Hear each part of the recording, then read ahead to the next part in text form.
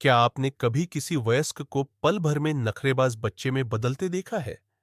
या शायद आपने ध्यान दिया हो कि जब चीजें आपके पार्टनर या बॉस की योजना के अनुसार नहीं होती, तो उनकी आंखों में कैसी ठंडी भयावह आग भड़क उठती है। इसके लिए बस एक शब्द है, केवल 3 अक्षरों का एक शब्द।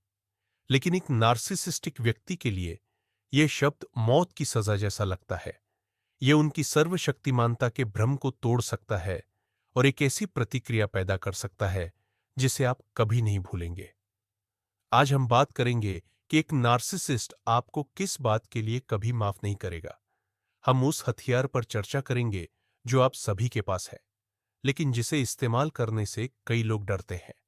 क्या आप उस सच्चाई को जानने के लिए तैयार है जो आपकी जिंदगी बदल सकती है? तो चलिए शुरू करते हैं। इससे पहले कि हम इस शब्द का नाम लें और इसका उपयोग करना सीखें, आइए जल्दी से समझ लें कि हम किसके साथ डील कर रहे हैं। नार्सिसिस्ट केवल वह व्यक्ति नहीं है जिसे शीशे में देखना पसंद हो। यह एक ऐसा व्यक्तित्व है जिसका भीतरी स्व इतना कमजोर होता है कि उसे बाहर से लगातार पोषण की आवश्यकता होती है। एक ऐसे गुब्बारे की कल्पना करें जो लगातार हवा खो रहा है। फूला हुआ रहने और बड्ढा दिखने के लिए नार्सिसिस्ट को अपनी अहमियत, शक्ति और नियंत्रण की लगातार पुष्टि की जरूरत होती है। इसे ही नार्सिसिस्टिक सप्लाई कहा जाता है। जब तक आप सहमत होते हैं, सिर हिलाते हैं और उनकी प्रशंसा करते हैं, तब तक आप उनके लिए ऊर्जा का एक आदर्श स्रोत है। आप वह पंप है जो उनके अहंकार को बनाए रखता है।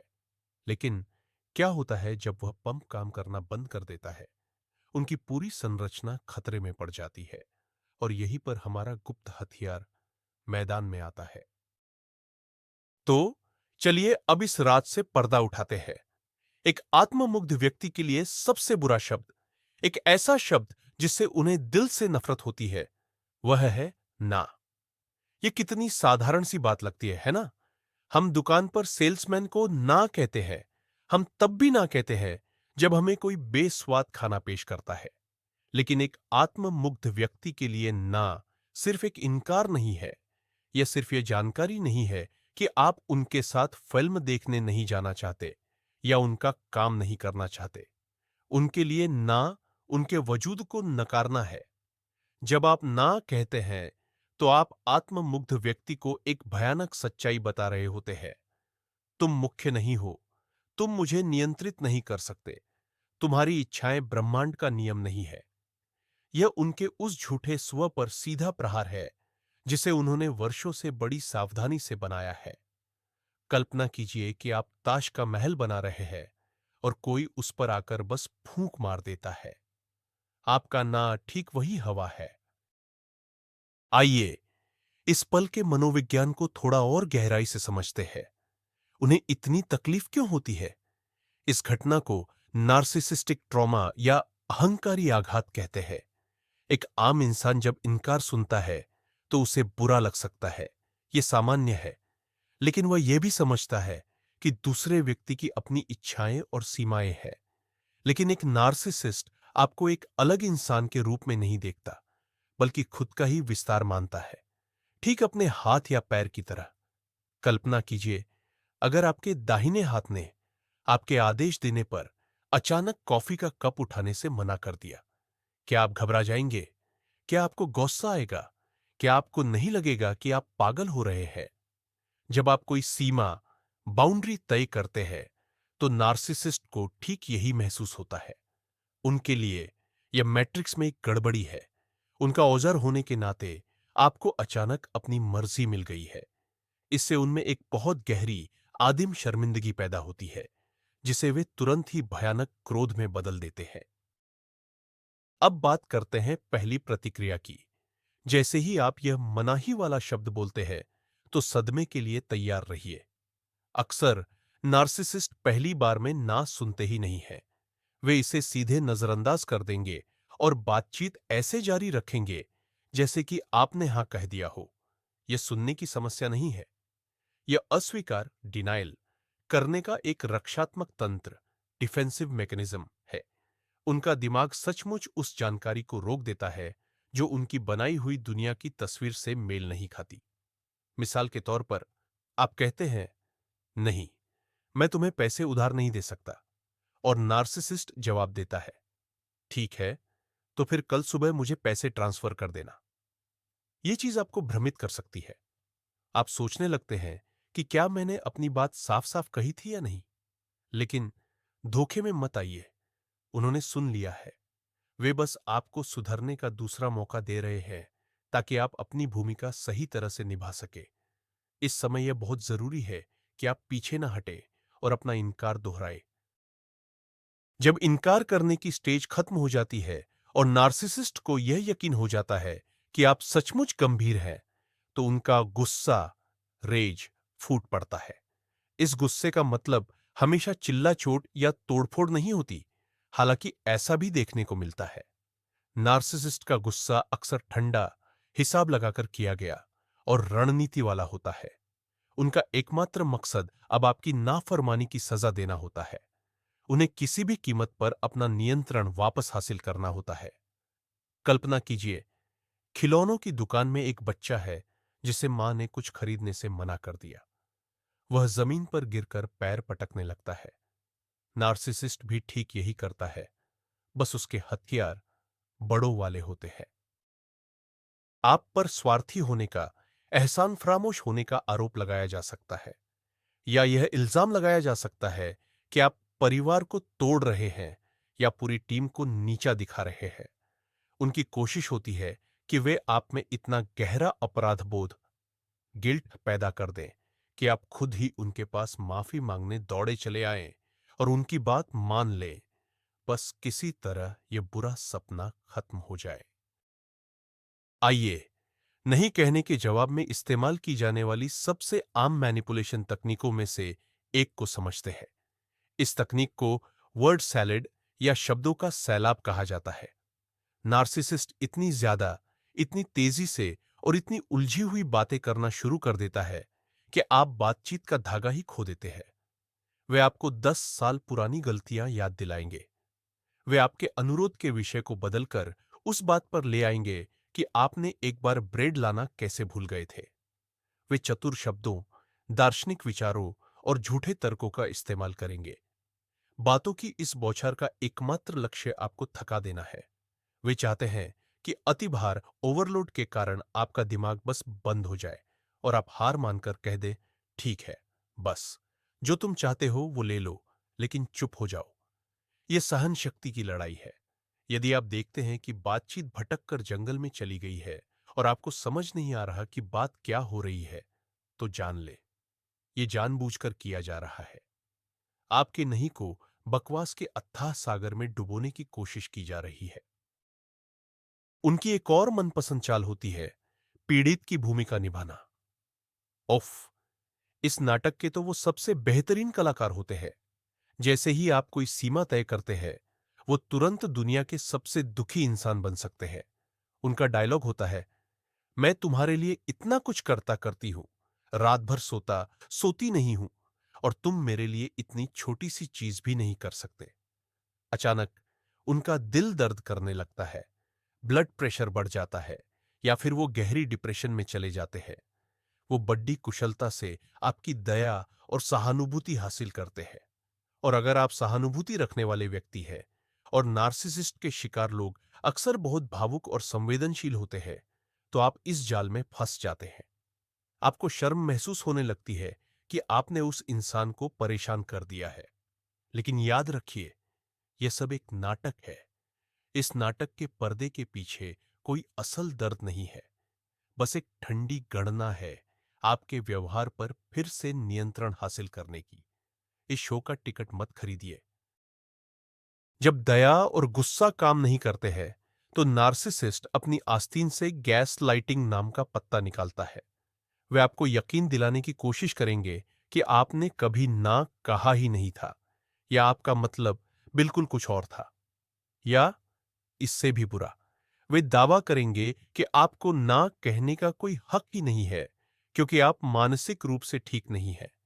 वे कहेंगे, आज तुम कुछ ज्यादा ही तनाव में लग रही हो, जरूर तुम्हारे हार्मोन गड़बड़ कर रहे होंगे, या तुम बस थकी हुई हो और तुम्हें पता ही नहीं कि तुम क्या बोल रही हो।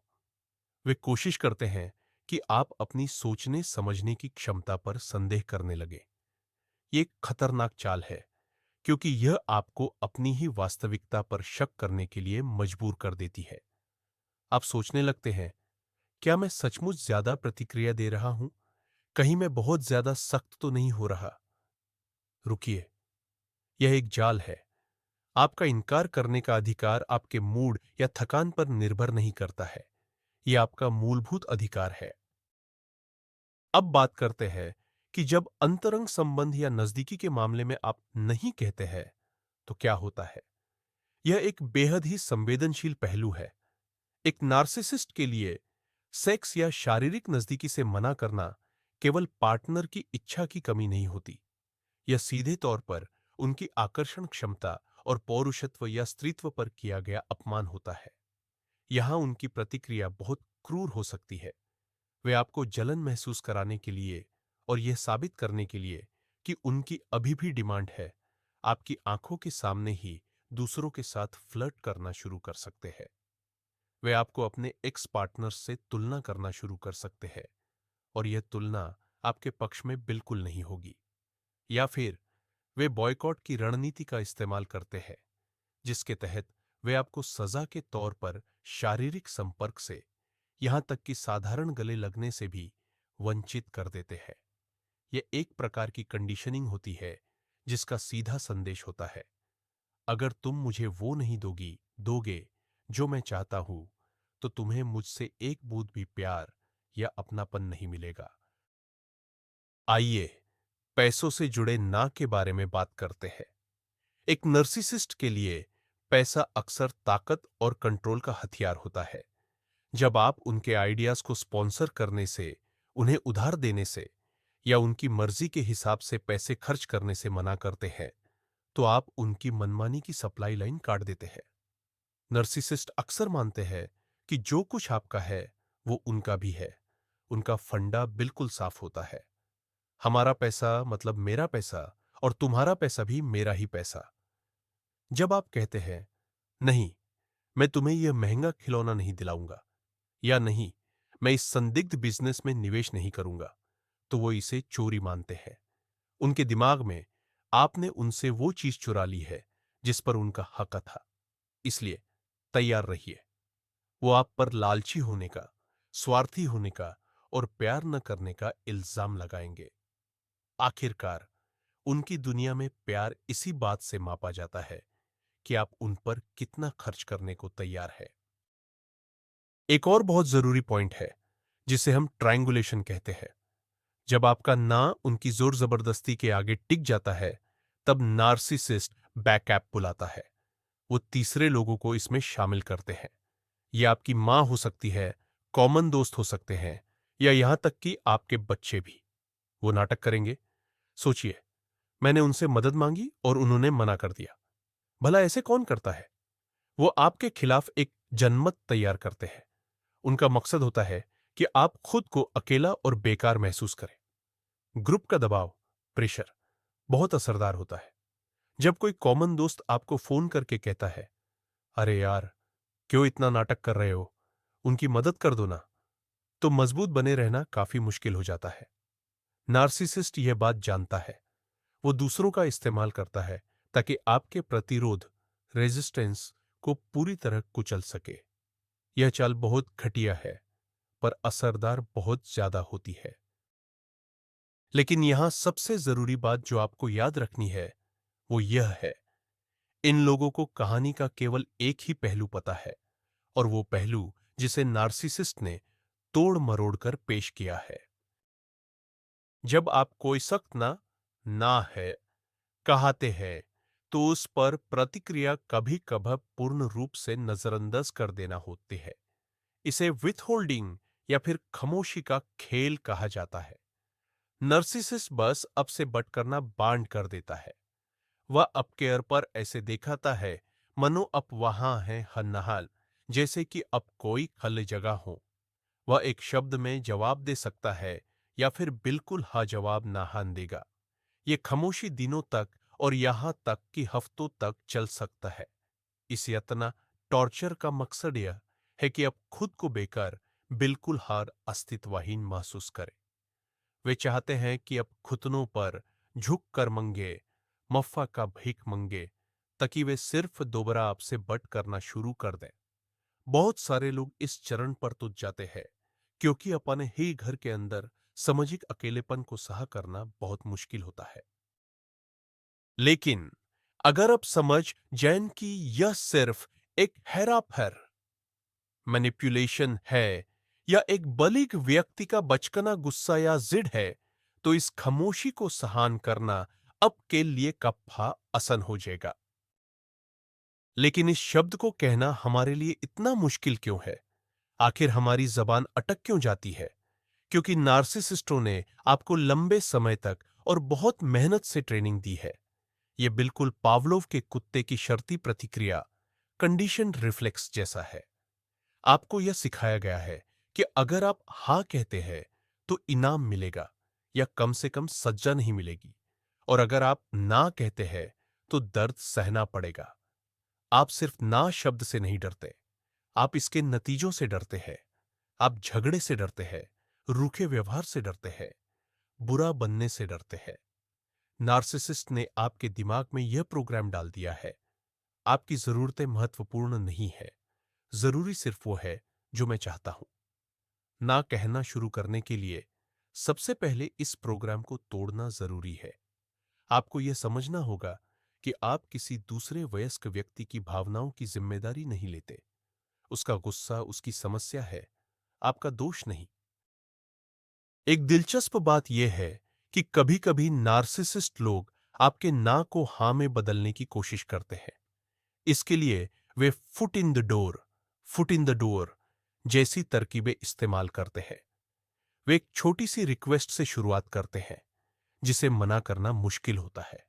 और एक बार जब आप छोटी बात मान लेते हैं, तो वे धीरे-धीरे अपनी मांगें बढ़ाते चले जाते हैं, या फिर वो उलटी चाल चलते हैं। Door in the face, door in the face की तरकीब। इसमें वे पहले कोई ऐसी बड़ी और अवास्तविक चीज मांगेंगे जिसके लिए आप मना कर देंगे।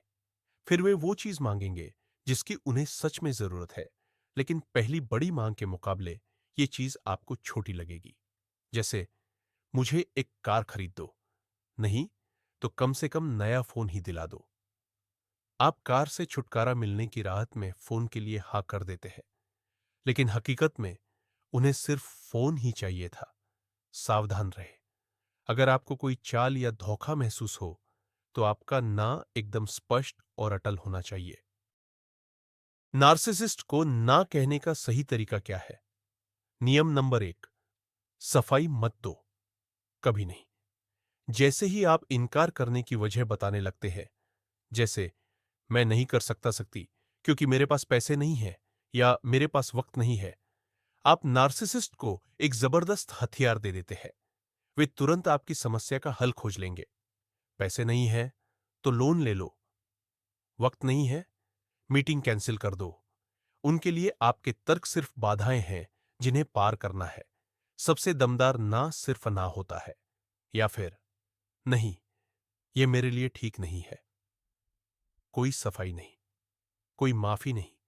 यह उन्हें हैरान कर देता है, क्योंकि बहस शुरू करने के लिए उनके पास कोई आधार नहीं बचता। यह एक अभेद्य दीवार है और आपको ठीक यही दीवार खड़ी करनी है। इस बात के लिए तैयार रहिए, जब आप एक सिस्टमैटिक तरीके से ना कहना शुरू करेंगे, तो हालात बिगड़ेंगे और रिश्ता तनावपूर्ण हो जाएगा। इसे विलुप्ति का विस्फोट, एक्सटिंक्शन बर्स्ट कहा जाता है। उस सोडा वेंडिंग मशीन की कल्पना कीजिए जिसने आपका सिक्का खा लिया, लेकिन आपको आपका कोल्ड ड्रिंक नहीं दिया। अब क्या करेंगे? पहले आप बटन फिर से दबाते हैं, फिर और जोर से, और आखिर में आप मशीन को जोर जोर से हिलाने और उसे लात मारने लगते हैं। नार्सिसिस्ट, आत्ममुग्ध व्यक्ति, वही वेंडिंग मशीन है। जब उसकी पुरानी चालें और दबाव डालना काम नहीं करते, तो वह आपको पूरी ताकत से झकझोरना शुरू कर देता है। वह हर तरीका एक साथ आजमाएगा, कभी मीठी बातें और धमकियां देगा, तो कभी प्यार और नफरत के बीच झूलता रहेगा। यह बेशक सबसे खतरनाक समय है, लेकिन यह इस बात का प्रमाण है कि आपकी रणनीति असर कर रही है। वह घबरा गया है। उसका नियंत्रण छूट रहा है। अगर आप इस तूफान का डटकर मुकाबला करते हैं, तो जीत आपकी होगी। ऐसे समय में ग्रे रॉक तकनीक बहुत काम आती है। जब आप ना कहते हैं और नार्सिसिस्ट अपनी भावनाओं का तूफान शुरू कर देता है, तो आपको सड़क किनारे पड़े एक धूसर पत्थर की तरह बिल्कुल नीरस बन जाना होगा। कोई भावनात्मक प्रतिक्रिया न दे, खुद का बचाव करने की कोशिश बिल्कुल न करें। जवाब दें तो बस एकरस, मोनोटोन्स तरीके से, संक्षिप्त में और बिना किसी रुचि के। जैसे, मैं समझता समझती हूं कि आप परेशान हैं, या यह अफसोस की बात है कि आप ऐसा सोचते हैं। या सीधा कहे, मेरा जवाब अब भी ना ही रहेगा। उन्हें कोई भावनात्मक खुराक न दें। नार्सिसिस्ट को आपका डर चाहिए या आपका गुस्सा। अगर आप उन्हें सिर्फ नीरसता और मजबूती देते हैं, तो धीरे धीरे उनकी रुचि खत्म हो जाती है। ऐसी मशीन को लात मारने का क्या फायदा जो हिलती भी नहीं। वे आसान शिकार किसी ऐसे दूसरे स्रोत की तलाश में चले जाएंगे जिससे उन्हें मनचाही प्रतिक्रिया मिल सके। किसी भी नए रिश्ते की शुरुआत में नहीं शब्द नार्सिसिस्ट को पहचानने का सबसे बेहतरीन तरीका है। अगर आप किसी को डेट करना शुरू कर रहे हैं और उसकी टॉक्सिसिटी चेक करना चाहते हैं, तो उन्हें किसी छोटी सी चीज के लिए मना करके देखिए।